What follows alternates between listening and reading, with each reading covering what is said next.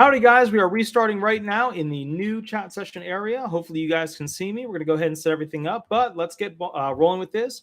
Now, the first video we tried to do, it was not working. The internet was not perfect. I'm going to summarize everything that's going on very quickly, and then we'll go specifically into the top 10 details for why President Biden is likely to go ahead and have a fourth stimulus. Here we go. People are now beginning to join over. That's excellent. Hopefully they will be able to see the new video. Now, real quick, this is where I work. I've been working there for almost 8 years, Disability Resolution PA, for-profit law firm for disability benefits. Over here, we're still waiting for the certification, but that'll be a nonprofit specifically for essentially creating rights and freedoms at stage-based levels for space stations and space colonies to have a template for future human civilizations in space to have a constitution. That will be spaceconstitution.com. We're going to skip a lot of the other stuff and get right to it, guys. Here we go. Let's begin. The 10 reasons President Biden will pass a fourth stimulus check to people earning under $75,000. Plus, I'll help you guys with disability questions after we do this portion. Number one, the process to more stimulus. Okay, so basically, here's what you need to know about the process. Okay, President Biden wants his political party to look better than the alternative political party, of course, the Republicans. So there needs to be signs of a tug of war, and we don't really have that yet. We don't have any signs of there being essentially a tug of war.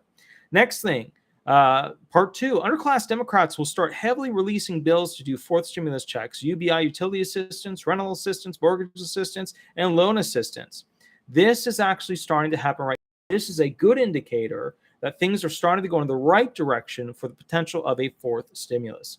Number three, President Biden will notice an opportunity to increase the goodwill of his party and start making statements that the people are suffering under the limitations set forth by the Republicans. Okay, so that's a big thing. We're going to start seeing more of that. Number four, the underclass Democrats will then start to pop up in the news by bashing the Republicans and the upper class Democrats about not doing enough.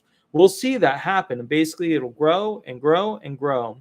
And what will happen is we'll start to essentially see this system where we see, Republicans trying to figure out, okay, well, what's the good stuff? What do we need? What do we want from people to be happy with us? And the underclass Democrats will start to put pressure on them. And then the upper class Democrats. And why? Because the younger Democrats are coming out with all of these bills, rental assistance, loan assistance, utility assistance, etc. And then I see people are calling in. We'll go to that after this. Next thing you need to see here. The upper class Democrats will then release a statement there that they are currently reviewing a fourth stimulus option, but it will come at the cost of cutting back the weekly unemployment. So we're expecting to see some sort of basic stimulus payment that's going to be put out, a fourth stimulus, but they're probably going to pin it to the reduction of the unemployment. All right, next one. The liberal Republicans will start to play ball, and the attention of the upperclassmen Republicans will turn to President Biden as to whether or not an amount of stimulus will be set. So what we'll have is the Democrats will start pushing, yes, we need a fourth stimulus. Yes, we need a fourth stimulus. The liberal Republicans will start to come on board. But these far-right Republicans will look to President Biden to see if President Biden's going to come out with a statement as to how much he wants that next stimulus to be. Now, Biden will do a smart move here. Biden will wait his time. Here's the big crux of the whole thing. Here's the big important part about this whole thing. Biden will wait until he needs to announce an amount. Could be around likely $1,000 as a stimulus check. The Republicans will get on board because how could they not, right? People are going to hate them if there's the potential of a stimulus check and the Republicans are getting rid of that opportunity. Now, it's my belief that what will happen is, Deidre Allen, thank you so much. I really appreciate it. Thank you for Advice Center helping me with my back money case. Excellent, very good, excellent. We're going to be taking questions after we do this for basically disability claims. So just hang on, we'll get to those in a second. But again, Deidre Allen, thank you so much for the $20 donation. That's really amazing. So here's the thing. It is my belief that we will see a fourth stimulus and that the moratorium on, basically having to collect the rental money and, essentially this whole the code relief is ending. I don't think any of that stuff is going to end until we get past the holiday season. Here's why. Just hear me out. And I know you could say, oh, it's terrible, it's wrong, it's horrible. I know you could say that. But hear me out on this. What I think is going to happen is that we have a big election year coming up, right? 2022. We all know that.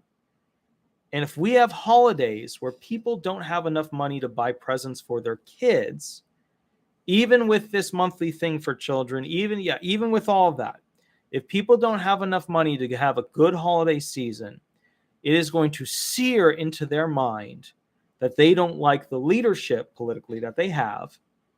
And that's going to be tough going into the 2022 election cycle.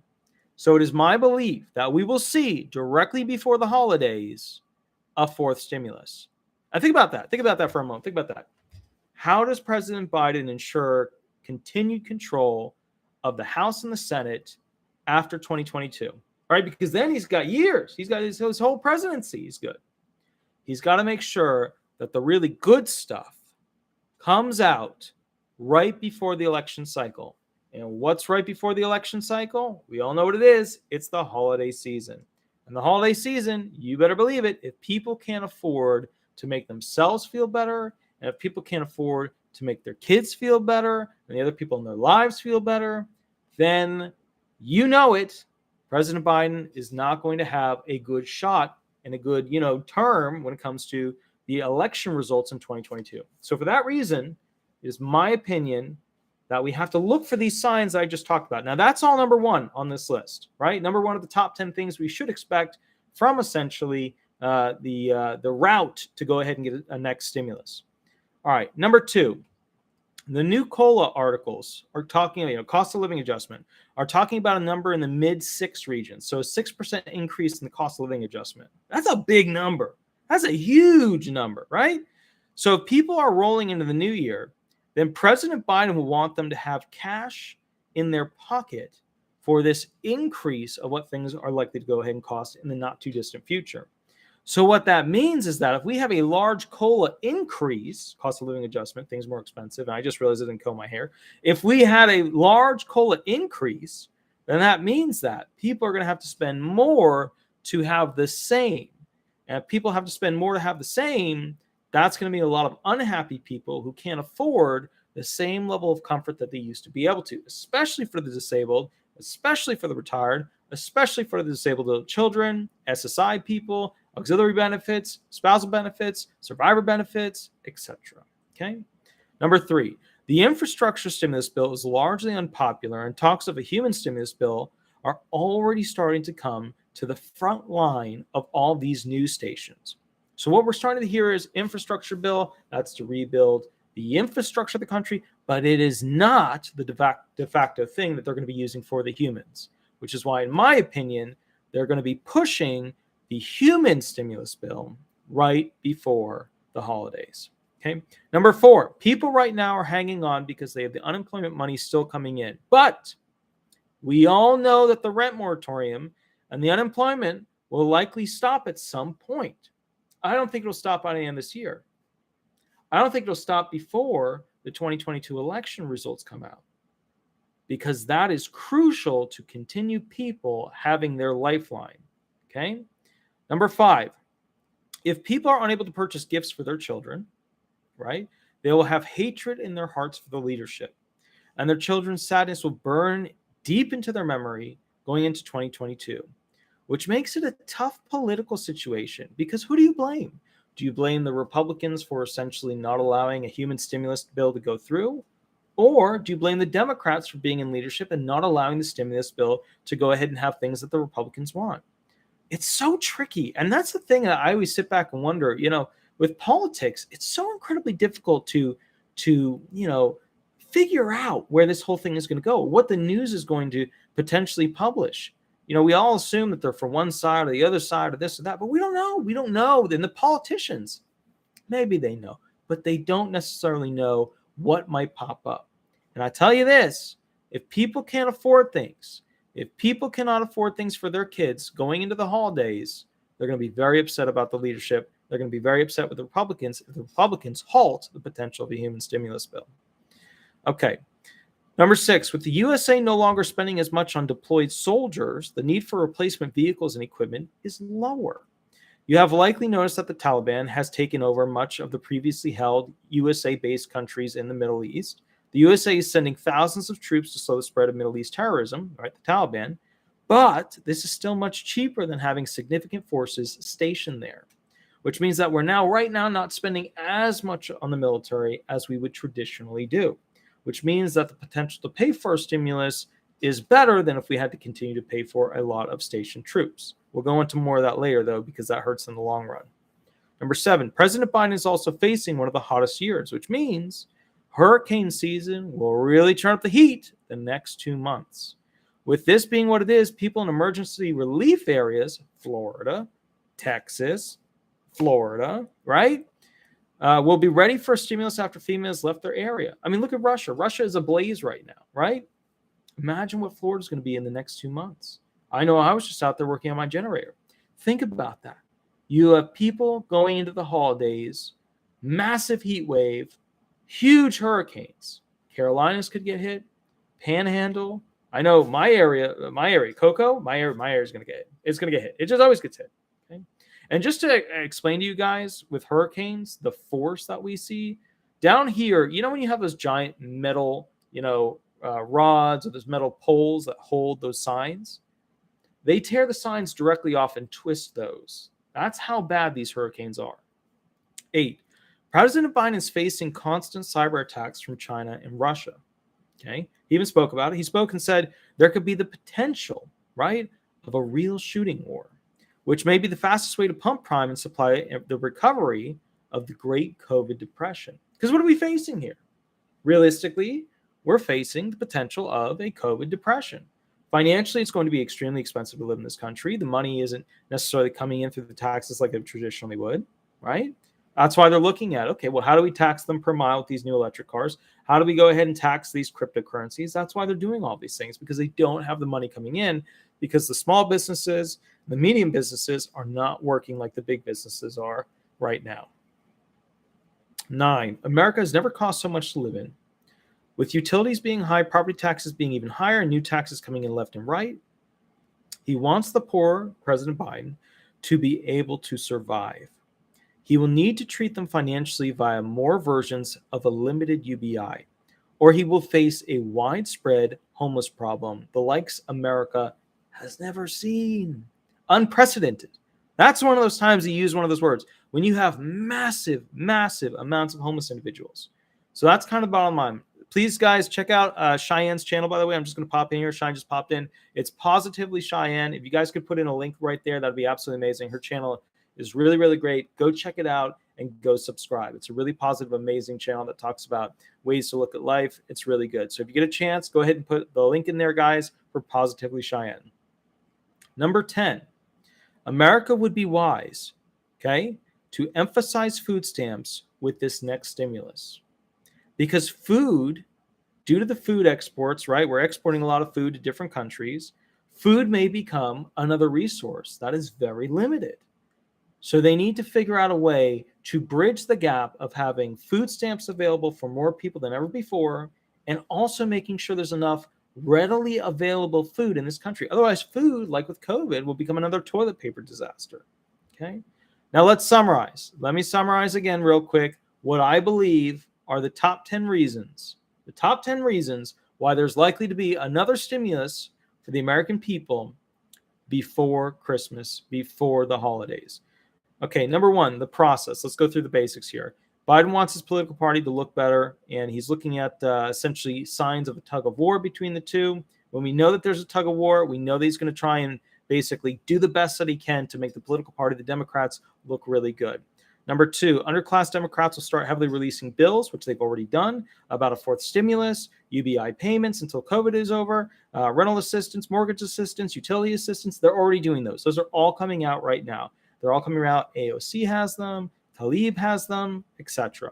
Number 3, President Biden will notice an opportunity to increase the goodwill of his party and will make statements that the people are suffering under the limitations set forth by the Republicans. We're not seeing that yet, but we're going to start seeing that in the near future. And here's why. We're in August. You've got September, October, November. Those are the months where you have to do the buildup. And then right before the holidays, that's when the expectation is that there will be a 4th stimulus. The underclass Democrats will then start to pop up in the news by bashing the Republicans, and the upper-class Democrats about not doing enough. The upper-class Democrats will then release a statement that they are currently reviewing a 4th stimulus option for the people, but it will come at the cost of cutting back the weekly unemployment. They'll do one of this. Where's the money come from? How do we do this? Okay. All right. Excellent. Next thing, guys. Biden will wait until he needs to announce an amount. right? Because the stimulus, it's got to have an amount. It's got to be a financial figure. And it is likely that it'll be somewhere around probably $1,000, enough to buy gifts for the holiday season. Now, the Republicans will get on board because how could they not, right? Of course, they have to get on board, because if they don't, people will essentially be very mad at them for not voting to give them money. When all, 11 trillion went out the door and less than a trillion went to the actual people. All right, now here's the deal with this. I believe the holidays are crucial for the Democrats to win the 2022 election cycle. Because if people are upset going into those holidays, they're going to be upset with the leadership. And I don't think it's within President Biden's capability to turn that anger and hatred at the Republicans. I don't think that they'd have the ability to do that. So he's got to come out strong, and he's got to come out basically with money for the people before the holidays. Now let's go into the bigger parts. Here's number 2 of the top 10 reasons. Because of that COLA, mid-6s now % increase.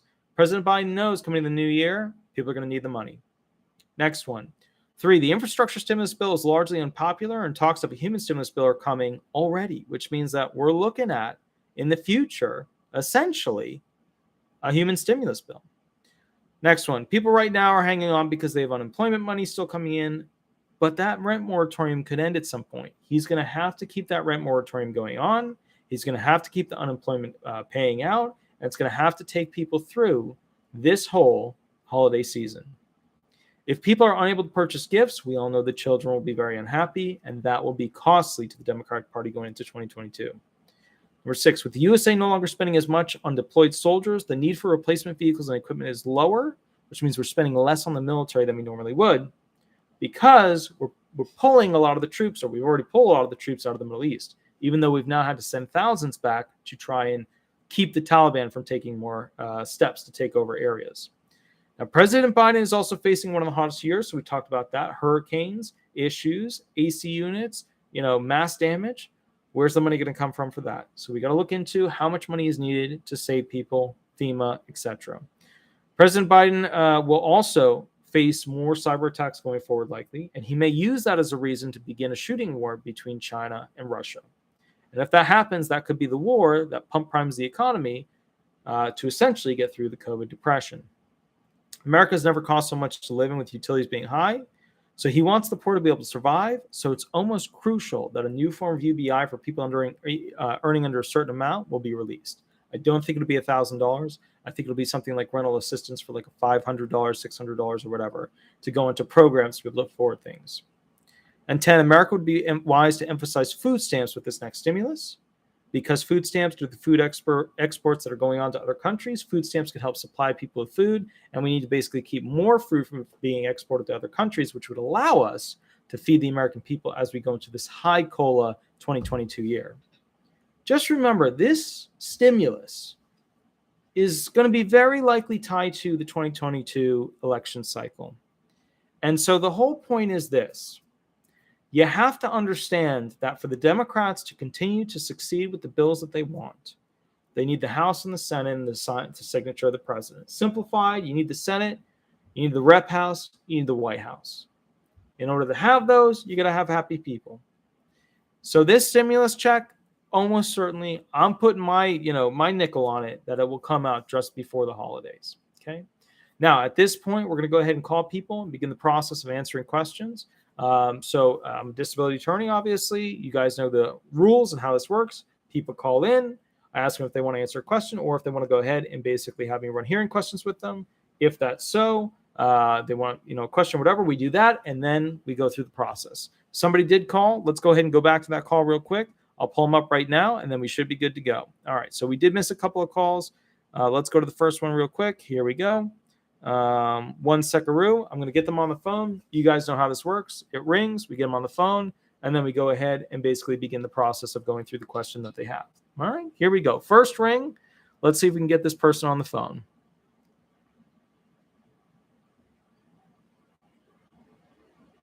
Howdy, Madam Attorney Walter Knott. Remember to use a fake name throughout this. We are live on YouTube. And would you like me to answer a specific question, or would you like me to go ahead and hearing questions with you for an upcoming disability hearing? Mine is a specific question. Sure. What's the question? Mine is I was wondering if I will lose my benefits totally or will they be reduced because in 2020 my home, I was a co-owner with two older siblings. The older sibling died, but she had her own property too. Anyway, she never lived there. I was the sole person that lived there. It was our inherited home from our parents. Okay. Well, what happened in 2017, her oldest child needed money. So she went and put all her mother's, my older sister, sibling, assets to the probate court. It went through probate court almost since 2017, and finally was wrapped up on April 14th this year. But my part of the property thing was sold on, if I can remember right, May 8th, 2020. The court had appointed a receiver to take control of the property, which he did. They allowed me to live there until there was a buyer.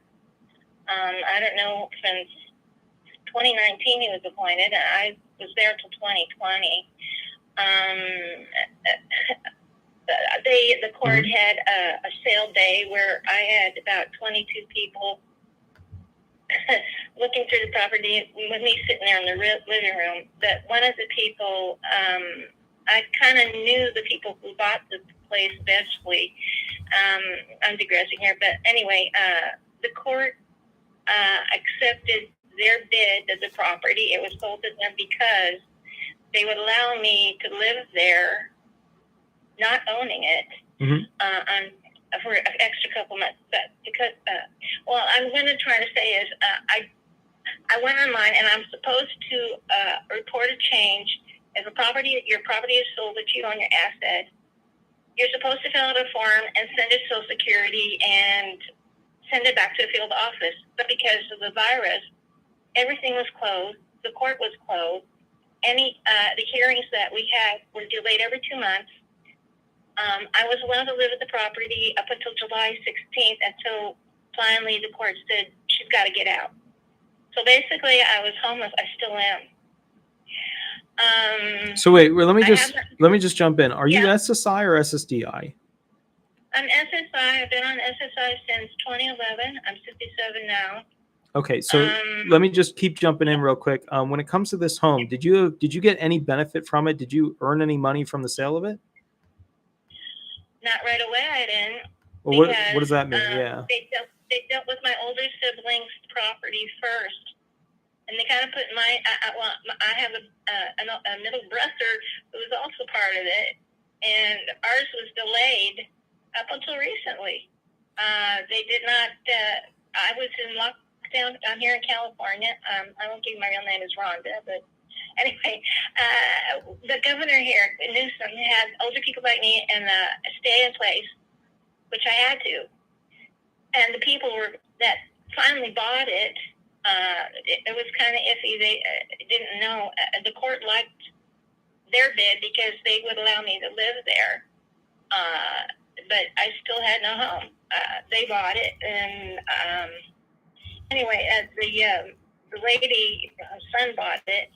But she's also in real estate, and she had a friend. Okay, wait. So there's all these facts that aren't relevant. You're SSI. Okay. Your issue is, do you have a dwelling? Do you not have a dwelling? Did you receive money over $2,000? So did you receive money over $2,000 for any month within the past 6 months, 12 months, year, whatever? Well, after it was sold, that's all I had to live on because I was out. Wait. No, but let's focus here. What month did you start receiving more than your $794 per month?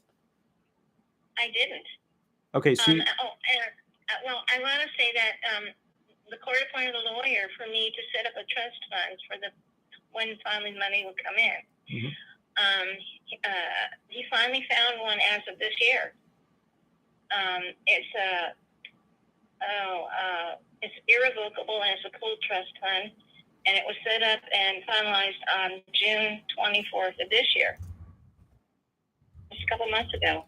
And I did not really get everything from the sale of it. Actually, it went through court fees, and my older sibling's child stopped her share of the administrative fees for me to pay. All right. So okay. So now there were a lot of facts in there that were not. A house was sold. You want to know if the money put into a trust can essentially hurt your disability benefits. Yeah. Okay. So I don't know what the trust agreement is. There are trusts that can be set up that are not so detrimental to SSI based on the asset limitation rule that looks at essentially what the poverty restrictions are at the federal level for whether or not you can have certain amounts of money. Right. So I don't know what trust you've signed. I don't know if the trust was built to be for a disabled individual, to receive certain amount of funds every month and to get it around this whole issue of, basically having it as, assets that are worth something that are countable in the form of income or resources. So the trust fund is from the JLA in Los Angeles. The Jewish League Trust Fund, I think so. Yeah, but I don't know so I've never read one of their trust funds. I mean, my assumption is that did they purposely set it up for an individual, that's essentially receiving SSI? Did they put in language for asset restrictions and distribution? Yes, the court lawyer did specifically search for a trust fund for that. I will not lose they told me I would not lose my benefits. How much per month are you receiving from the trust fund? None. Nothing. I'm still living on my SSI, and actually 2/3 of it goes to the place that this lady set me up to. It's month by month. Oh, okay. So it's set up to pay your rent, essentially. That's right. I pay my rent with it. It's just like an apartment. It's a bungalow. Okay. It's a studio. Okay.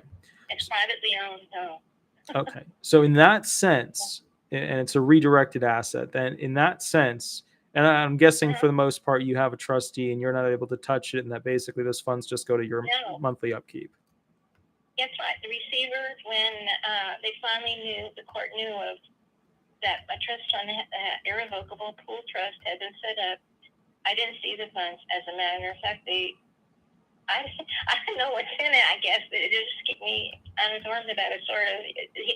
Actually, it's been late in setting up because for this year, the final probate trial was April 14th, and they couldn't get a hold of the receiver. He was on vacation for a while. He wasn't in town. I had to wait until June. He finally contacted me. Okay. And that's the way he operated, yeah. He says, I'll call you, okay? And that's the way he always was for the whole trial. Okay, so what's happening here is this was set up as a trust without your ability to direct funds, and these funds basically benefit you based on your daily, monthly, whatever upkeep. It sounds like it was set up properly for an SSI-based situation and not violate, any of the income restriction rules or the 5-step sequential process. So in that regard, that's good, but you still have to report and submit that trust document to the SSA local field office. Have you done that yet? I haven't, because they're closed. I called them and well, no, they're not closed. I mean, they're still open. It's just people aren't physically there. Well, here's the thing, actually, that's not true anymore. People are physically at these offices now, at the local field offices. A lot of the DDS offices have people working from home, but it's the hearing offices where only the hearing manager is going there. The ALJs are all, for the most part, working from home. So the local field office, how many months have you had this trust document set up and been in use? In June. All right. 24th this year. Okay, so basically June. So basically you got 2 months there. That it should have been submitted back then, but all you got to do is fax it over to the SSA field office. Do you know which SSA field office you need to send it to? I can always look that up for you. Yeah, I already do. I'm here in Oxnard, California, so yeah, I already know. Can I physically go over there? No, you're not going to physically go there because you need an appointment. What's your zip code? It's 93036.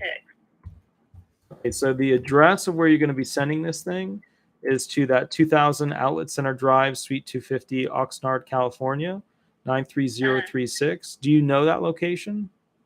Yes, I do. I've been there. That's how No, I've been there before. Yeah, Okay. I've had other appointments before. Yeah. So you just have to submit that document to them. You can fax it, you can mail it, you can do any one of those, but they've got to have it. That way they have their chance to go ahead and review it. Because if it's not properly set up, what you're going to run into as a problem is the potential of them doing an overpayment, where all of a sudden they're going to say, well, for all of those, 2 months, June and July and August, that essentially, you shouldn't have received benefits because the trust was in violation of the rules for SSI. So I would immediately send it in tomorrow to them, and it's as easy as just mailing it to them. A quick little letter that says, "Hi, my name is so Social Security. There was a sale of a home. The home's assets were put into what I believe is an SSI trust fund that allows me to go ahead and receive the full amount of SSI benefits without restriction. Here is the trust agreement." And at your early, and there's another question I have. Why didn't the attorney go ahead and submit it to the SSA if they were promoting and pushing that this SSI trust fund would not violate the 794 allowance that you get? I don't know. He was appointed by the court. That's the person. I gotcha. It's public. Yeah. In that case, you're going to have to do it yourself. Just make sure you go ahead and submit that tomorrow, because they are going to be looking for it. But it sounds like you don't have the capacity to direct the funds, which means that it sounds like they're just for your general upkeep, which should be okay for the SSI allowance. But bottom line is, I would submit it tomorrow. Well, I haven't even asked them to give me any funds, I don't know how to do that. I don't even ask them. They've asked me how I was doing, and that's about it. And they recently sent me an email today and saying what holidays and that they'll be open and closed. So, you just mail it to them. Irrelevant. Yeah, you just print out the trust agreement, and then just mail it to them with a little letter saying, "Hey, I am now operating under this trust agreement. Here's the rules and regulations. I believe it's within the Title 16 allowance for SSI without restriction." You should be good to go. Well, I may have to contact the lawyer who set it up again. To get a copy? Yeah. Yeah.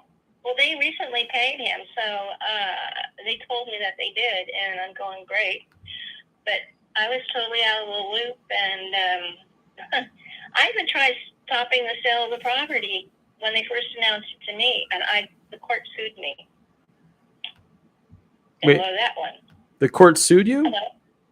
Yes, they did. For what? I tried trying to stop the sale of the property. Oh, okay. Okay, gotcha. All right. So your job tomorrow is to mail that thing off. I can't force you to, and I wouldn't want to, but I hope you do, Okay. Well, that's why I contacted you, because I was afraid of what they might do, because I didn't know how to proceed from here, because I really didn't get the money from the sale until June, and it was really finalized then. I mean, this thing's been in probate court since 2017, and they finally wrapped it up here on April 14th, and because of the court the receiver, who is the physical representative of the court, he went on vacation for a couple months, and he's the one that had my funds. He was holding it. I gotcha. And yeah, okay. Well, you got other people to help, and you really solved the worry on my mind so far. I'm hoping they don't take my benefits away, because I'm renting right now, like I told you, and sure. So far so good. It's month by month, and most of my SSI goes 2/3 of the rent. So anyway. Excellent. Okay, thank you, Ms. Boyd. Absolutely. Have a wonderful, wonderful night, and thank you so much for calling in. Thank you for your help. Thank you, ma'am. Bye-bye. Bye-bye. So, guys, I missed a bunch of phone calls. We're going to keep rolling through these phone calls real quick, and then we should be good to go. Keep in mind, I am going to be doing a video on SSI trust funds and SSDI trust funds, because the rules for each are different. And when I do that, that would obviously be helpful for a lot of people who receive funds. Hi, this is Attorney Walter Knott. We are live on YouTube. Remember to use a fake name throughout this process. Would you like me to answer a specific question, or would you like me to go ahead and run hearing questions with you?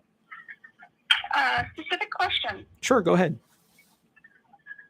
Yes, this is Sonia, and my boyfriend is applying for disability for diabetic retinopathy and neuropathy.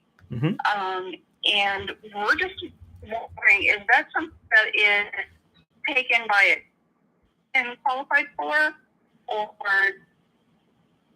basically what are the chances of him receiving disability for those specific problems, or does it need to be something overall? Okay, because so we've just started this process about 3 months ago, and we're having a hard time living right now. okay, yeah, no, I hear you. So the first thing my brain goes to are the 1.0s, which are the musculoskeletals, and the 11.0s, which are kind of your, neurological based impairments. So is that, something that they address in their general giant listings of impairments? They do go into essentially the neurological disorders more specifically, kind of the limitations that they're expecting and the medical conditions and severity levels that they're looking for to be found disabled. So let's begin with the basic questions. How old is he? He's 46. Okay. So he's not in the grid zone, which means that it's going to be hard for him to be found disabled. He's not, over 50. He's not over 55. Next question. When did this stuff start? When did it become severe? A year ago. Okay. And now walk me through. The retinopathy, anyways, the neuropathy has been a couple of years. Is diabetes. Okay. So how does this affect his ability to function, right? So what I'm asking you to answer is how severe is it? But what I'm really asking is, how does this affect his ability to function? Like, can he walk around? Can he do laundry? Can he cook? Can he, buy groceries? What He can't drive. He's lost pretty much most of his vision in one eye, and the other eye is bad. And if he can't stand on his feet for very long, okay, he'll fall over sometimes from not being able to feel his feet. And he no longer can do a lot of very dexterous work with his fingers because of the neuropathy in his hands. Okay. Talk to me about the back limitations. Is he able to put his arms above his head? Is he able to reach forward? Is he able to kneel, stoop, crouch? Is he able to do those functions? Not really. Okay. I mean, he can over his head for a little bit, but then he gets to where he can't feel his fingers. Okay. Talk to me about balance. Does he require a cane, a quad cane, which is just a 4-prong cane, a walker, crutch, wheelchair, anything like that? He uses a cane, and like we go shopping, he has to get one of the carts. He cannot walk through the store. Okay. And let me ask you this. When did he stop having the driver? When did he stop driving, and did he lose his license? He stopped driving, they told him 3 months ago. He started getting shots in his eyes 3 months ago. And I think March. Yeah, 3 months ago. All right. Now I'm going to ask you something that's going to upset you, and I just want your permission to go forward. Do I have your permission to go forward? Sure. Has the doctor explained to you the life expectancy and what happens next when it comes to basically his ability to see and his ability to think through basic analytical situations? No. Okay. Have you researched at this point the expectations of where this whole, neuropathy-based issue goes? No, we haven't. Okay. If this happened a year ago, right? So he was fine, and then a year ago this started? Well, the vision problems, yeah. He's been having the balance and neuropathy issues for a couple of years. All right. So the first thing that's going to go on him, and I'm talking purely from experience, not with specifics as to him, but in my opinion, the first thing that's going to go on him is his ability to truly walk. You're not going to be able to go ahead and see him walk through a mall, walk through a grocery store. He's going to have no ability to get from the car to the front of a grocery store. He won't be able to go out to get the mail from the front yard. The next thing that you're going to see him lose is his ability to go ahead and see. Yes, one eye usually goes, and then the other eye will get to the point of about 200/20, which is the big E at the top of the chart, and at that point he will essentially be considered blind. Without the ability to walk, without the ability to see, he will start to have degeneration of the back muscles. He'll start to have continuous pain, and he'll start to have confusion as to what's going on around him based upon issues that he's having inside his brain. At that point, he will not be able to go ahead and have the ability to recognize foods in the same way because taste will be different, smell will be different, and he'll have a hard time falling asleep and waking up. So the thing that you have to keep in mind is that he is very likely to be found disabled and get a check. If he is progressing where it took 3 to 4 years to get to the point where he is, that means that it's progressing very, very quickly. So, and I hate to put it this way, but have you considered and have you spoken with him about doing a will and beginning that process? No. Okay. So the first thing you're going to want to do is have a discussion with him about going forward about a will. The second thing you want to do is have the discussion with him about what happens after he's unable to go ahead and walk, go ahead and take care of himself, such as shower, go ahead and take care of himself, such as putting clothing on, go ahead and take care of himself, such as feeding. And what this will ultimately equate to is Medicare covering him. Now, when did he stop working? He hasn't worked in about 3 years. Immediately file for SSDI benefits tomorrow. Immediately file, because you don't know what his date last insured is, and you don't want that to sneak up on you.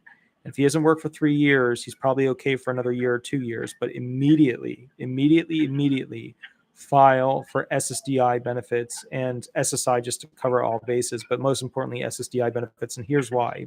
You want him to be able to get his SSDI monthly check. Yes, that's important, but more so, he needs the Medicare, because the Medicare is what's going to lead to the options of him having somebody come to the house and basically assist him with daily upkeep, because you are not going to be able to be the person who does all those things such as dressing, feeding, etc. Yeah, I'm disabled too. So. Okay, so, and I guess my point to you is this. Now, are you SSI or are you SSDI? I'm SSDI and I get SSI also.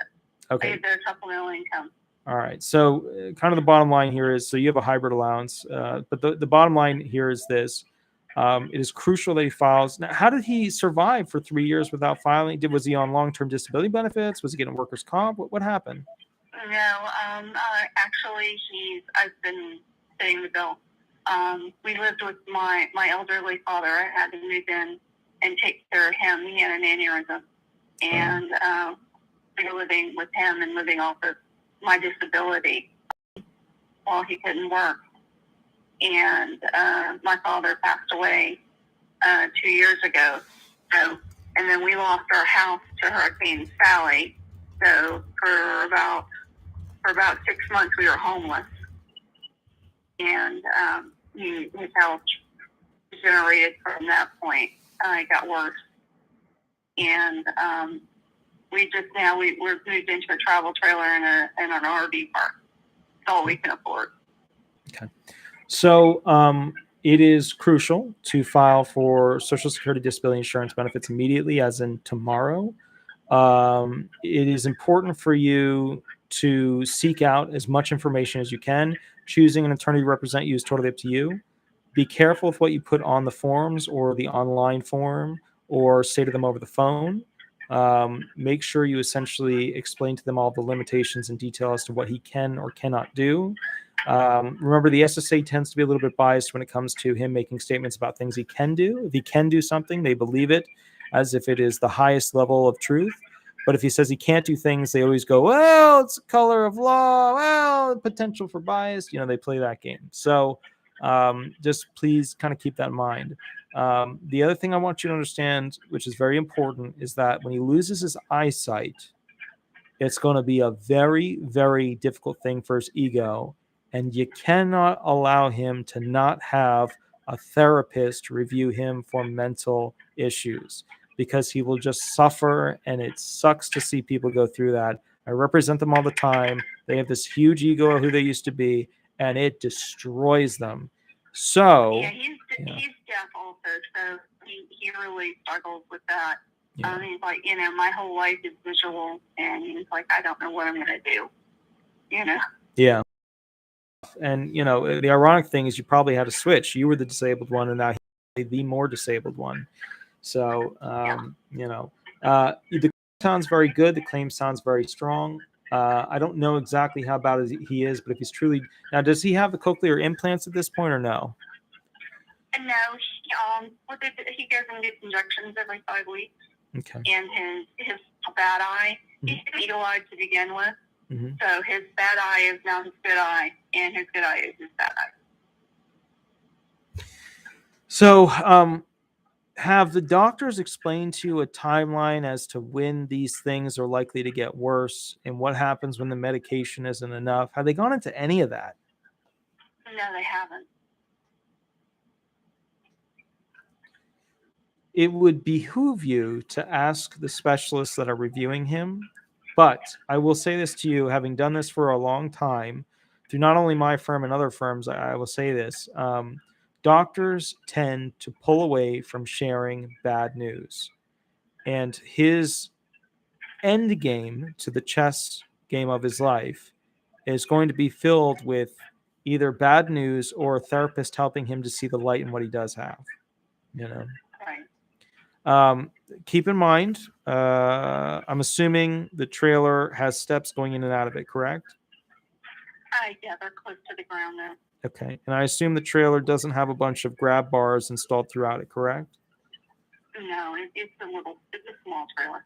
Okay. And I'm assuming inside the trailer, it probably has different levels, like you go up a step, you come down a step?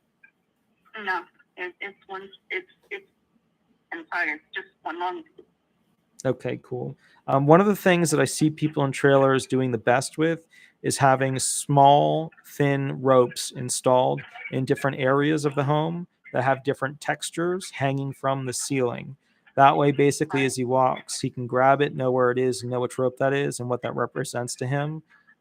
It's simple. It doesn't look pretty, but you just basically, you cut a rope, you go ahead and do a little bit of fire on the end of the rope to allow it to go ahead and stay as a rope, and then you let the disabled person feel that, and he'll have a better idea as to where he's at, because he's going to get to the point where he's just not going to know where he is. Other than that, start looking up the whole installation of grab bars throughout the trailer, and also keep in mind, one thing that might make him feel a little bit better is have some sort of security bar system. And then something that I've seen bring a lot of happiness to people who are having neuropathy based issues is either a cat or a dog, but make sure obviously there's somebody to be able to take care of the needs of the animal in those years that he has as he goes into the most difficult years. Yeah, we have my emotional support dog here. Good. She's with both of us. That's excellent. She's always by her side, but unfortunately, she's sick right now, so Gotcha. we're having to deal with that too. Gotcha. Do you have any additional questions for me? No, thank you. You've been a big help. He and I have just been worried because we did get a lawyer. We actually got my disability lawyer. Sure. It's just we haven't heard anything from Social Security, and we're just kind of worried, that we fell into the cracks. How long has it been? With COVID and everything. Yeah. So. How long has it been since you filed? And when was the last time that you spoke with the disability attorney? March, and it's when we filed, and I spoke with lawyers. We actually got a notice in the mail that he was going to call him some questions, and the lawyer advised us not to call them, that they would call them in our place. I'm mixed on that review, and here's why. I think it's incredibly important for the person to get used to interacting with the SSA people, because if they have to go in front of a judge, they're going to need that skill and that education. But on the other side, if they've got to ask him specific questions, what's going to happen is he's going to have a foggy mentality. The medication is going to cause side effects of his mind, and he's going to come out with statements as to things he can do because he used to be able to do them, and that's going to hurt his claim. So in that result, maybe you talking on his behalf is okay. Him not talking directly to SSA is probably something to look at, and then obviously the attorney being there as the buffer for most communication. So here's the deal. That's it sounds like you're a DDS. Have they set up appointments for him to go to a consultative examination appointment yet? No, they haven't. Okay. And this is important. Make sure you have that attorney explain to you the questions you're most likely to get in there for the neuropathy-based issues. And look, the basics. Here are the basics. What are your top 5 most severe impairments? What are symptoms for each one of those impairments? What is the timeline when they started, when they became severe? What are the medications that you're taking for each of them and the side effects that you get from each of them? And also, what are all the medical facilities you've been to over the past 7 years? Those are the basics, Okay. Yeah, most of his treatment has been through the ER. He's had multiple stays in the hospital for his diabetes. Because of our income, we really couldn't afford health insurance, and the job that he had prior to actually not working anymore, they did not provide health insurance for that sort of stuff. There's another thing. Recently started going to a regular doctor. There's another thing that, keep in mind. There's a statute. I'm not hearing anything in the testimony that's directly related to it. Maybe he could get into a CAL, but it doesn't seem like he's at that point yet. But a compassion allowance listing. But I would go look at the I-2-1-40. I'll put it into the little into the chat area. I-2-1-40 subsection A 1 through 6. I would look at that statute as potentials for going ahead and expediting the claim. Yes, things are taking longer because of COVID, but still, if you really haven't heard that much from the attorney since, and you said it was March? March is when he was diagnosed and we first filed. That's a while, but all right. I mean, look, I don't know what state you're in. It could be worse Florida. there. Well, okay, so Florida's a bad state right now. Are you in Central Florida, or where are you located? We're in Northwest Florida. Northwest. Okay, cool. So, okay, cool. Pensacola has a good DDS manager. I've been having a lot of issues with the DDS manager in Central Florida for Orlando because DDS reps want to pass people through and send them up for quality control, but that manager there is a real tough cookie. She denies a lot of them that could potentially go up before having to go to a hearing, but you're in a good area, so I'm hoping it will go through for you. But if you do have any additional questions, by all means, every Thursday, you can always call in. Okay, thank you so much. I appreciate your time. Thank you so much. Have a wonderful And I've subscribed and I watch your videos all the time. Thank you, ma'am. Well, I'll catch you guys later, and all the best, Thank you. Thank you very much. Thank you. Bye-bye. Bye-bye.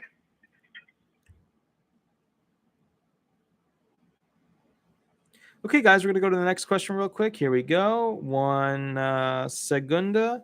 Let's see what we got here. Blah, blah, blah. Okay, perfect. You guys know how this works. It rings. We pick it up. We ask, do you want me to answer a question or run hearing questions with you? We're on the first ring. Shortly, we'll be on the second ring. Here we go. And then again, guys, I just wanted to go ahead and thank specifically the person, Deidre Allen, for donating $10. It's absolutely amazing. Hi, can you hear me? This is Attorney Walter Nod. Perfect, good sir. Make sure you mute me on the computer. You just hit the little mute button. That way, basically, when I put you on speaker, it won't be doing that whole, computer hearing the phone, yada yada. Also, perfect. Remember to use a fake name throughout this. We are live on YouTube. And also, would you like me to answer a specific question, or would you like me to run hearing questions with you? Specific question. Yes, sir. How can I help you? Okay. Long story short, I was found disabled in 2014, went through a continuing disability review. Okay. They said I was cured and did the appeal, went to the administrative law judge, and then a fully favorable, he found me continuing disabled and fully favorable decision. Mm-hmm. And now I'm wondering, am I going to still have more continuing disability reviews? Well, how old are you? 56. Yeah, you'll probably get one, maybe two more before they stop doing them. But basically, they're going to keep doing them until you hit around 59 years old. I've seen them even older than that now. But for the most part, 59 is where they cut it off because just financially, it's not really a good idea for them because retirement's right around the corner for a lot of these individuals. But here's the thing.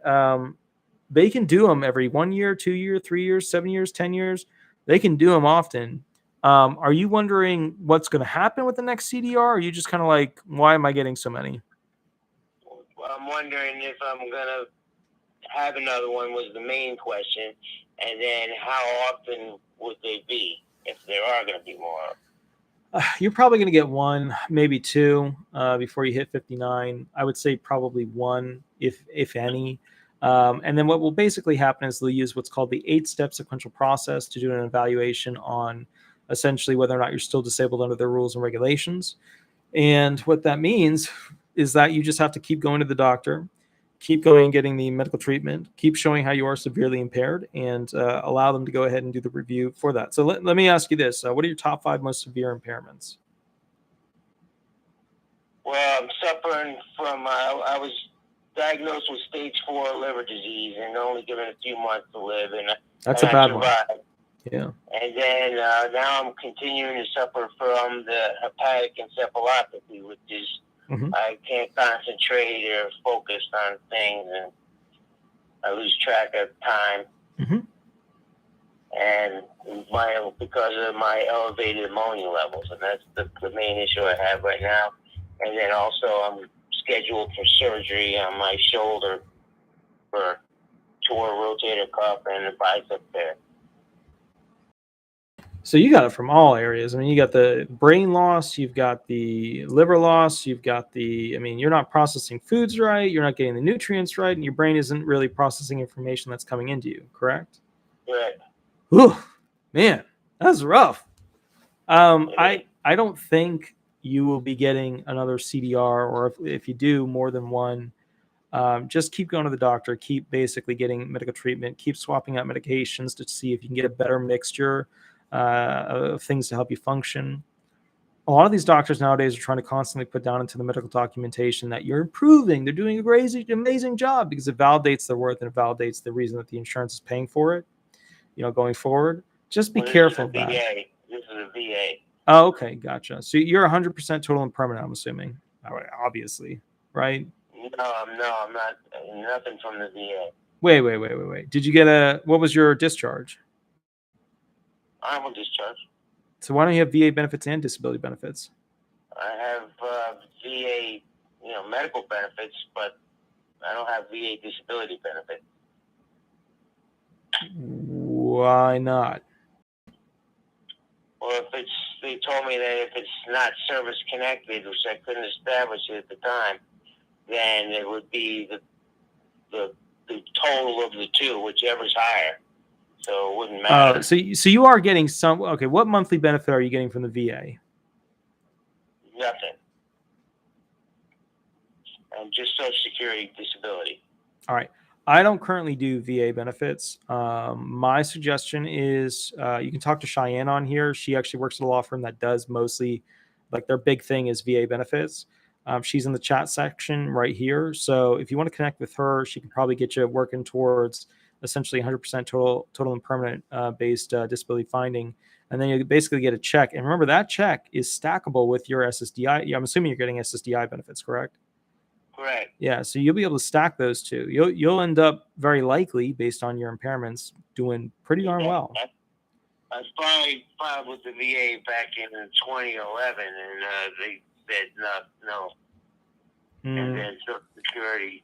I'd let Cheyenne take a look at it specifically for the VA based stuff. Give you a little bit of a walkthrough as to what's available to you, and then kind of go from there. But at this point, I don't know enough about your claim. I know your medical conditions definitely fall within the range that they're looking for, but my suggestion is this: tap with her, catch up. And what state are you based in? Florida. Yeah. Catch up with Cheyenne, and basically, Cheyenne, if you could put like an email up there or something, or just if you could put your email up there or some way for her to get a hold of you, that would be the best way to do it, because that allows her to go ahead and kind of walk you through the process of how VA benefits you're looking at as to the options of the programs that exist, and then whether or not you can get a check that would be stackable with your SSDI benefits. Okay, can I get her email then or something? Or? Yeah, I don't know if she has like an email that let's do this. You text me after this phone call, and then I'll text you her email after this phone call, and that way basically it stays off the chat session stuff. Okay, great. Perfect, sir. I just remember I got to do the rest of the show, but then I'll text her email after the show. Right. So text to the same number I'm calling? Yeah, exactly. Yeah, just shoot me a text, and then you should be good to go. Yeah. All right. Thank you. Thank you, good sir. Bye-bye. All right. Bye. Thanks for you doing your work. Thank you. Bye-bye. Bye. Okay, guys, so what I'm going to do is I'm going to actually grab that email right there, and I'm going to go ahead, and once he texts me, I'm going to text him that email right there for Cheyenne. Cheyenne actually works for a law firm that specifically their main function is just doing VA-based disability benefits. So that'll be incredibly a good hookup for him because he'll probably be able to get benefits from the VA, which will probably be more than his SSDI benefits. And those are completely stackable on top of his SSDI benefits. So those are the good things. All right, we're gonna go to the next. Actually, we don't have a next caller. Oh wait, we might. Let me check. Hold on. Let me see. We just missed a call from a person. Hold on. Here we go. And I think this will be our last call for the night, guys, because I'm starting to fall asleep. But let's keep rolling here. 1 second. And we're on the second ring. You guys know how this works. They call, I answer questions, then we go from there.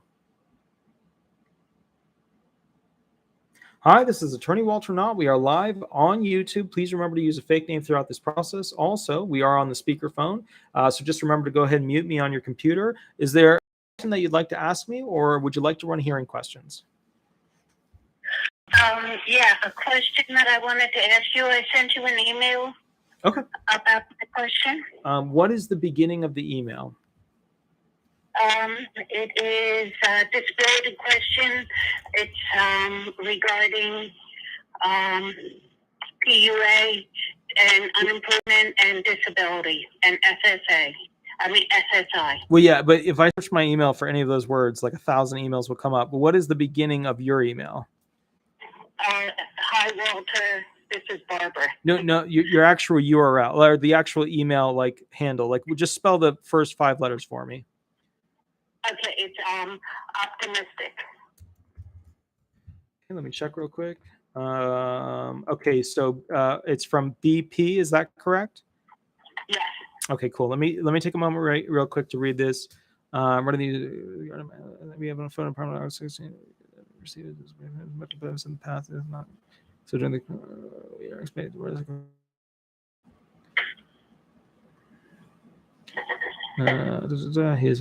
Okay, gotcha. Only 200. Wow. So he's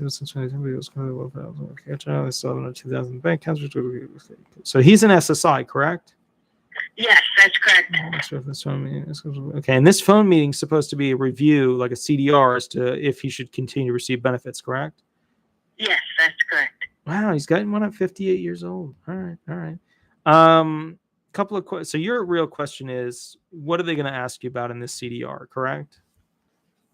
Yeah, I was concerned because I was collecting the unemployment and the PUA with the boost, and it was much more money than I was expecting. I had a job.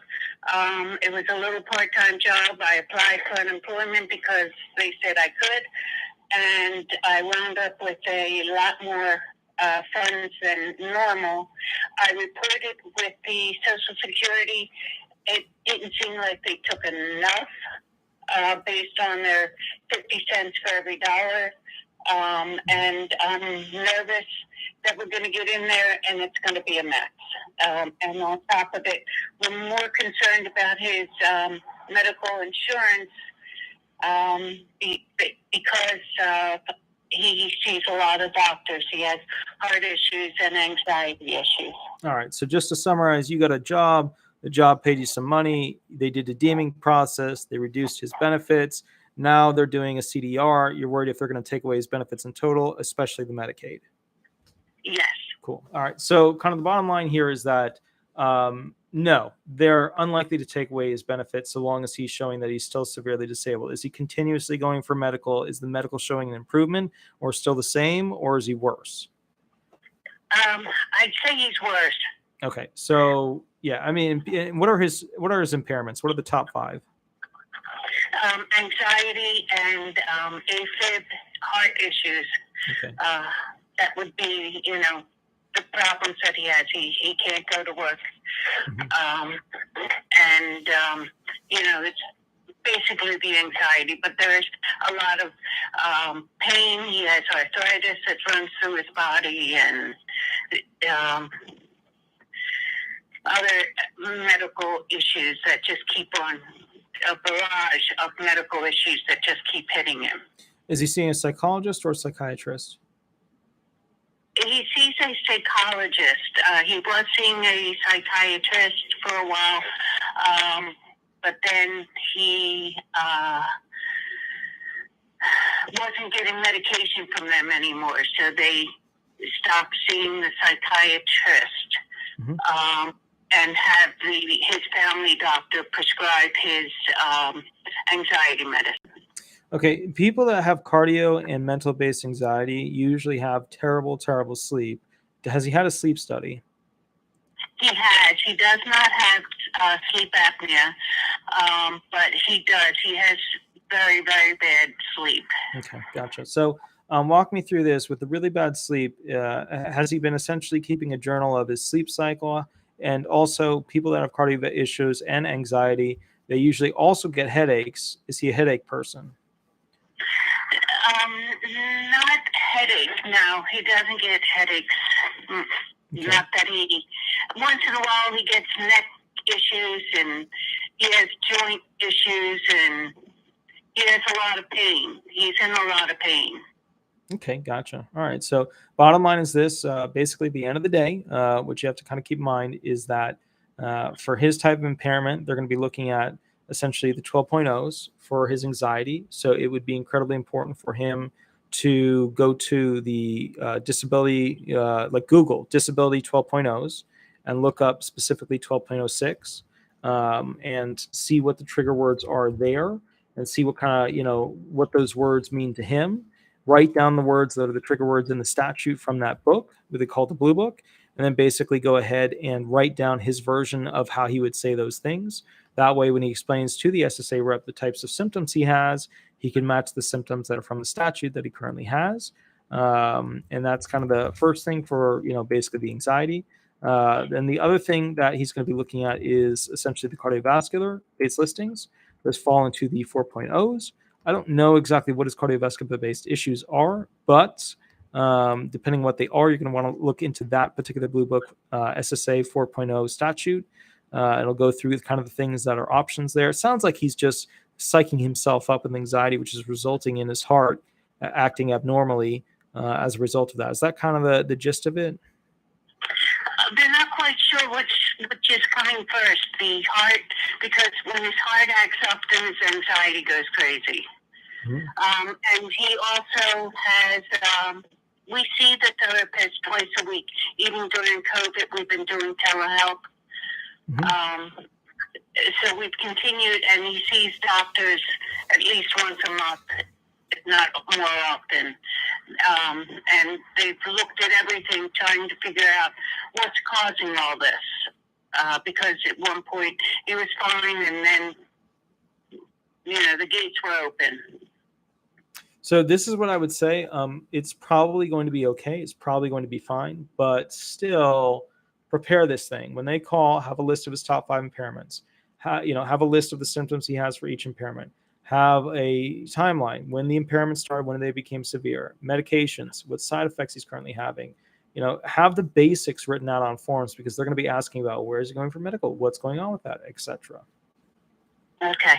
And how about the finances?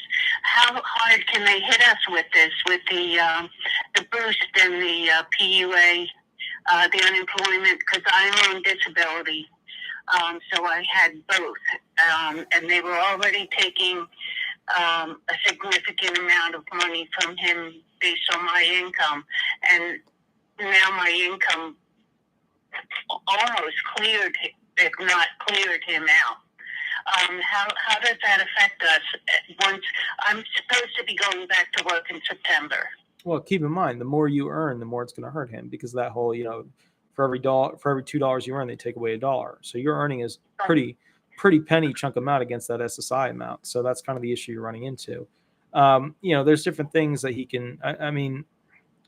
The main thing to remember is this: the more you earn, the more it's going to hurt his benefits, because the expectation is that you're earning money so that you can take care of him, as opposed to the federal government taking care of him. With that said, watch the SSI Restoration Act.